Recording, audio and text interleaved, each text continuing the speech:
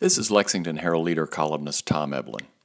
When Colonel E.H. Taylor built his distillery along Glens Creek between Versailles and Frankfort in 1887, it was the showplace of Kentucky's bourbon industry.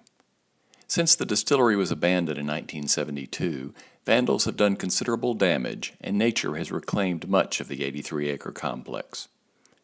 Eric Gregory, president of the Kentucky Distillers Association, talks about Old Taylor, its history, and its potential for the future.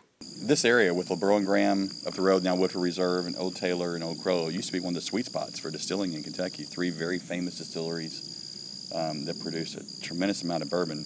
And Old Taylor was meant to be the showplace. When we go inside, you'll see that there are spring gardens, and it was meant to be more of a tourist. I think also a distillery, but also a tourism facility to showcase Colonel Taylor's brands.